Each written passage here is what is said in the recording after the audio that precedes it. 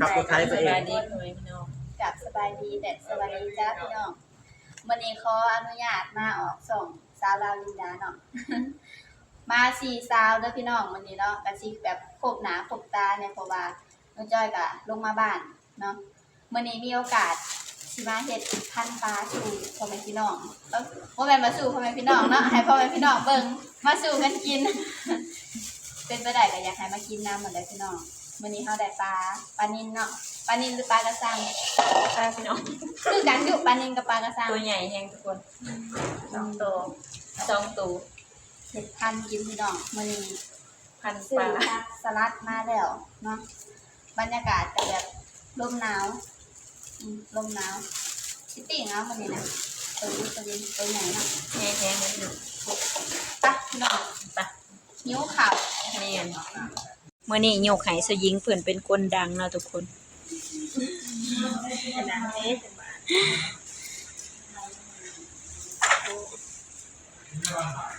สิเผาปลาพี่น้องบ่แม่นว่าเผาปลานะย่างปลา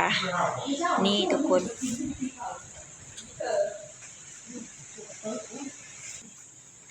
ปลาพี่น้องอันนี้2 ตัวนี่อยู่ในราคาแสนปลายเด้แสนเท่าใดก็น้องจอยว่านะเสิร์ช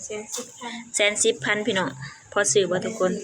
แต่ว่าอันนี้นะมันเป็นปลาตุยแล้วเขาจะอันขายให้ในราคาถูกเด้อพี่น้องเมื่อคืนนี่มาแต่สวรรค์แล้วก็มาเห็นปลาเลย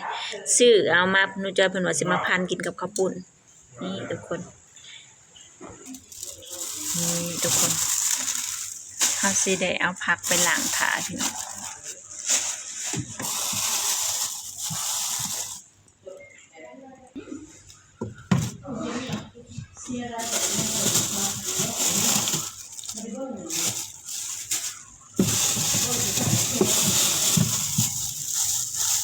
เตรียมอุปกรณ์สิไปเฮ็ดน้ำแจ่ว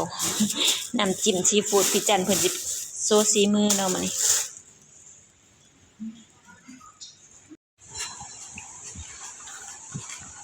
สาวหญิงเพิ่นกำลังทำการล้างฝัก ล้างผักอยู่พี่น้อง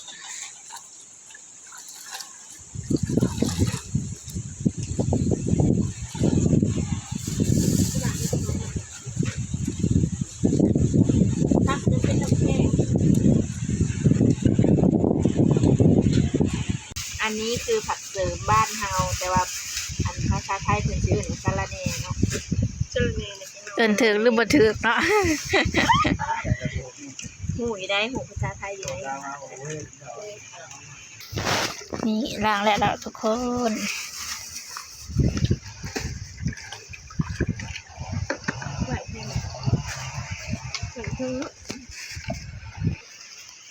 ล้างแล้วเรียบร้อยแล้ว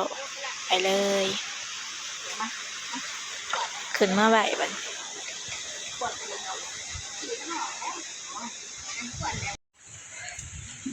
เมื่อนี้หนูจอยเพิ่นมาโซซีมือพี่น้อง โซซิมือปิ่งปลา โซซีมือปิ่งปลาผู้ใดก็โซได้แล้วเนาะปิ่งปลา มาเด้อพี่น้องมากินข้าวกันมากินปิ่งปลาพันปลามัน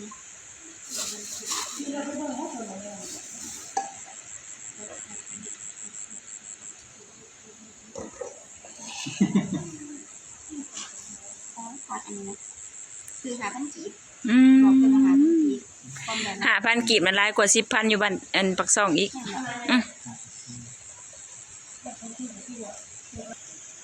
คิดแบบรถน้ำอ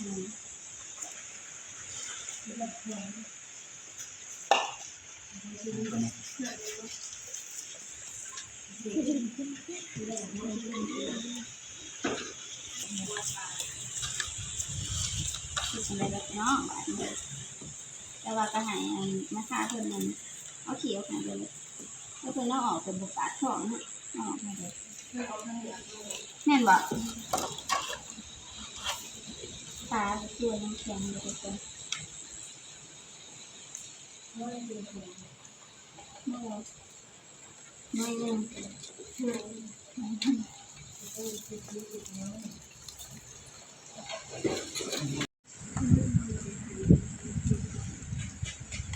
พอดีนี่ก็เป็นหยาดคนที่ใครใส่ปลาอีกแล้วตัวหนึ่งตัวที่2 ที่เราต้องกินอยู่นั่นน่ะ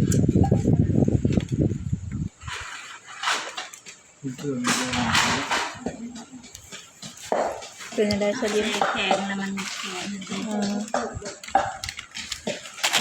โขกเลยกินได้เลย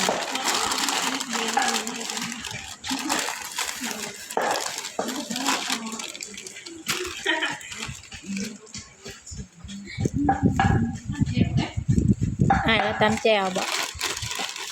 กลิ่นหอมออกมาเลยหอมกระเทียมกับพริก ตอนนี้ก็กำลังอบเกลือเนาะทาเกลือ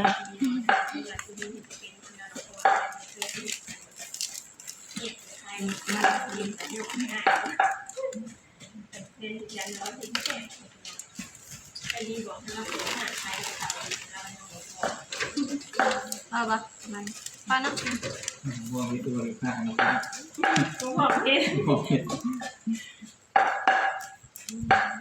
ทำกินได้ปะทำขายจริงถูกปะ สนใจนะค่ะจะทานแล้ว ช่องเปิดปะได้สิอย่างที่เราเปิด ขึ้นช่องแล้ว ช่องเลย โอ้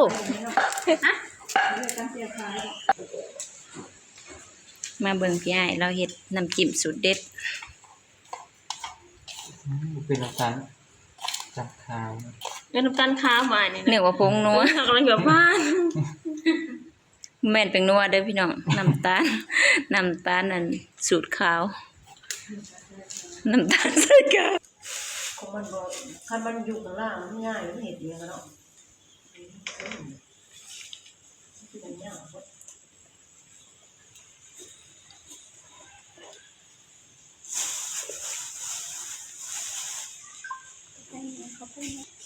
เจียวว่าด้วยเจียวที่โพด เที ได้ ยทัว เจียวถ้วยเลยกินไปซื้อกัน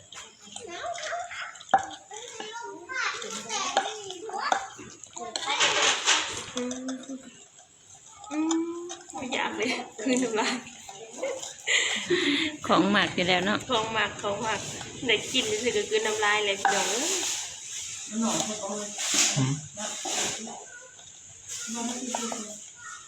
มันซีฟู้ดน้ำบ่ ป้า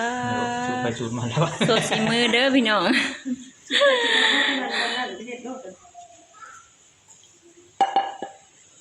กินนาทีมือ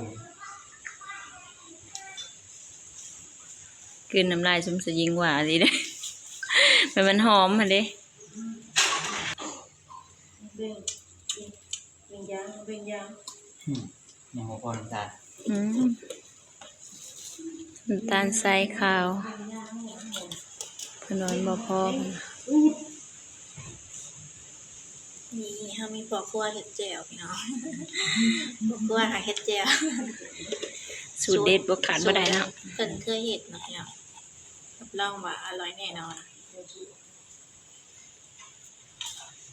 มันเติมน้ำตาลกับเกลือนิดหน่อยนะ ใช่นั่นนะสิ ยับอันนี้ปีกอันนี้แค่เราจะฟิกแต่ก่อนจะยับแต่เรายังไม่เทียบมันคือยังไง มีแนวผิดบ่ตัวใหญ่แหงตัวบักใหญ่นะพี่น้อง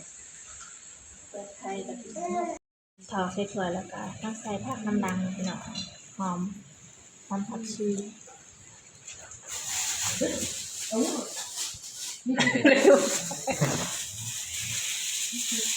สำเร็จเป็นทีเรียบร้อยพี่น้องถา อย่าเบิ่งสูตร ถาแต่ปลาเผาบัดนี้ ซีฟู้ดของ รอถาแต่อันสูตรชีฟู้ดของพี่จันบัดนี้ของพี่อายแล้วพี่น้อง อันนี้นะเพิ่นว่าใส่ส่วนความสวยงาม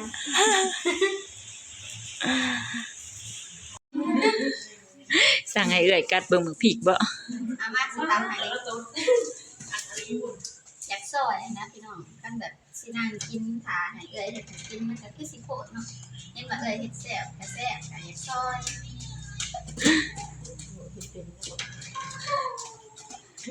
มันมีแว่นตามาใส่พี่น้องใส่แว่นตากันหรือหมวกกันน็อกก็ได้ อันนี้ใส่เมื่อกี้นี้นะก็เมื่อกี้นี่เกลือแล้วก็ผงนัวแล้วก็ใส่น้ำตาล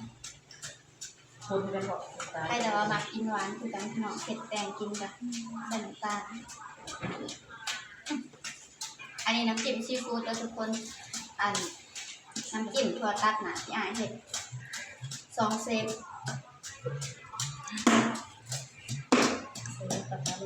ข่อยเบิ่งนี่เป็น30แล้วข่อยเบิ่ง 3 หรือ 4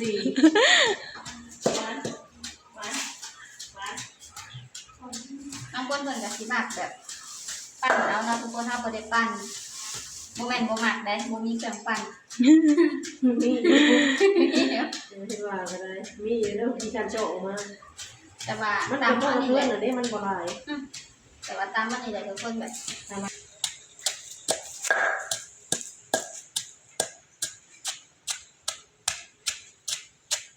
จะได้กินบ่ได้เนาะอันปลาเผานี่คือเอาเกลือใส่ละลายแล้วมันก็เอาลงตั้งก็ได้นะนี่นะ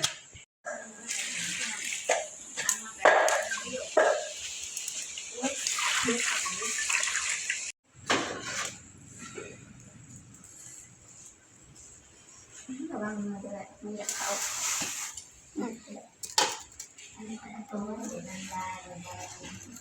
เคยได้พี่น้องเวลาปาดออกมาแบบมันจี๊ดใส่มือเลยนะทั้งเจ็บทั้งแสบโอ้ยเสียวมือมันจะเอาไป เคียงเพิ่นก็แม่นสากกระเบือ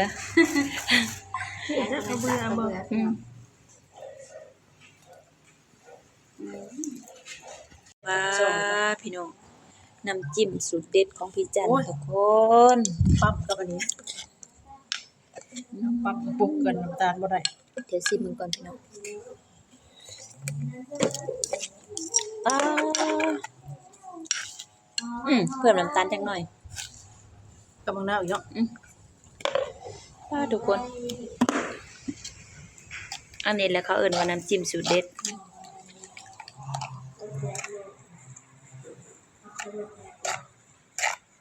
ชิมเลยเด้อคิดว่าน้ำตาลมันจะละลาย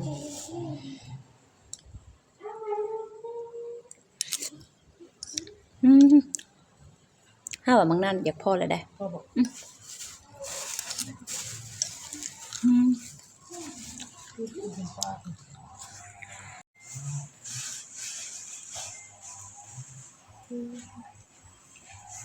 ปลาพี่น้อง อันนี้เป็นอันน้ำจิ้มสูตรอันตำในถั่วใส่ทุกคน แต่ว่าอันนี้นะสูตรน้ำจิ้มอันนี้เป็นน้ำจิ้มสูตรซีฟู้ดเด้อพี่น้องปลาขาด2อย่างนี่บ่ได้เด้ถ้าพันปลาหรือว่าพันกระปุ่นนี่ทุกคนไก่สิสุกแล้วพี่น้องจะพร้อมเสิร์ฟแล้วทุกคน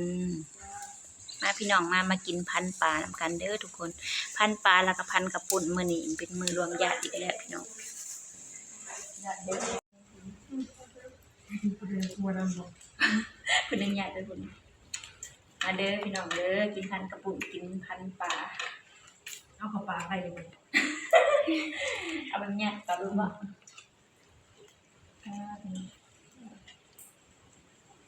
นี่คือดวงมีกลางนี่เป็นอันนี้กลางเห็นมาทุกคนบูโหสิลงแก้วได้ก่อน มีลายแก้ว3แก้ว เดี๋ยวนะ สิลงปากอยู่ว่าไปหน่อย มาเดี๋ยวใส่เกล็ดมันช่วยเดี๋ยวนะ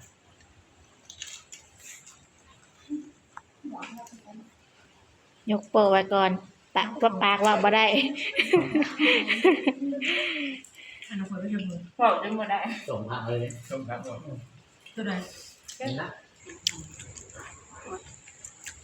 น้ำลาดแล้วใส่น้ำเกลือ มาเด้อพี่น้องเด้อ มาจากข้างแสนนะเอาลูกหม้อลูกเอามาเติมได้สั่ง มายังบ่ทันได้ครบเด้อพี่น้องนี่เขาไอ้เติงไอ้มอนยังบ่หัวไปใส่ครอบครัวใหญ่